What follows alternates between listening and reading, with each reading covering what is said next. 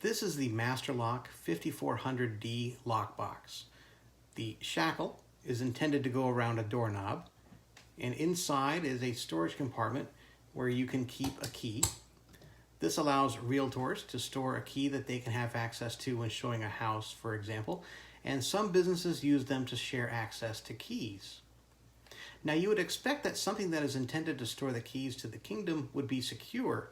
However, this lockbox has a number of alarming security flaws.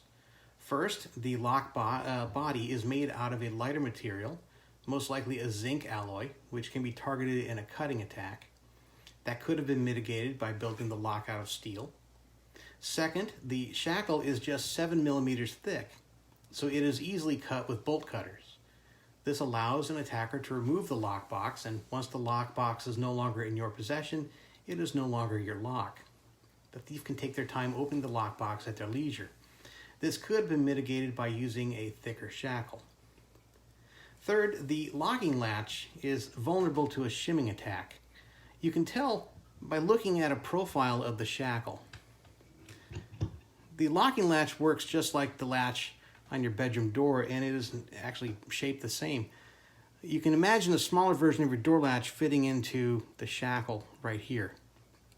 Now, nothing locks that latch in place, and in fact, all that keeps it in place is a release lever that you can push aside to open. So all you have to do to force the lock open, or force the shackle open, is to insert a shim like this into the gap between the lock body and the shackle and simply push aside the latch. Again, this allows the attacker to remove the lockbox and open it at their leisure. This is mitigated somewhat by the rubberized coating on the shackle, which covers that gap, but it's just rubber and it can be cut away easily. The fourth flaw is that the combination can be decoded almost about as fast as someone who knows the combination. And I'll show that to you now. Now, to do that, I first need to change the combination to something I don't already know. The combination comes from the factory with the combination set to 0000, and so to change the combination, I push the reset lever to the side, and then with the dials facing away from me, I'll give them a quick scramble.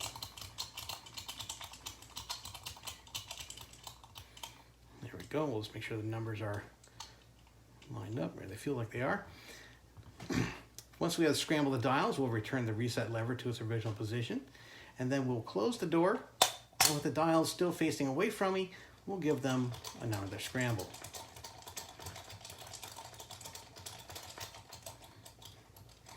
That should be good enough.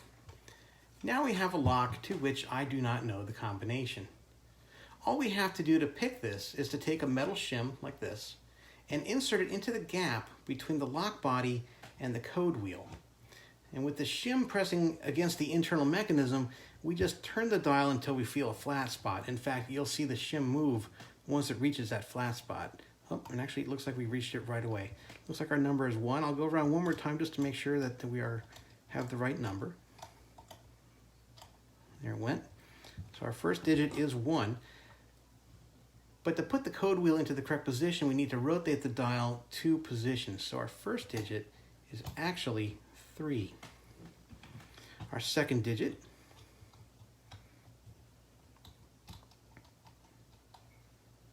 I think the second digit is 4, but again we got to rotate it twice over. So our second digit is 6. I think that's correct. Our third digit, I think it's 3, but we'll double check. Oh, there it went. Our third digit is 4, but we rotate the dial 2 positions. And our fourth digit is actually 6, and off to our last digit. Oh, I think our last digit is 4, but let me just double check. Nope. Our last digit is actually 7, which we rotate the dial 2 positions so we get 9. So the combination to this lock is 3669. And just like that, our lock is open.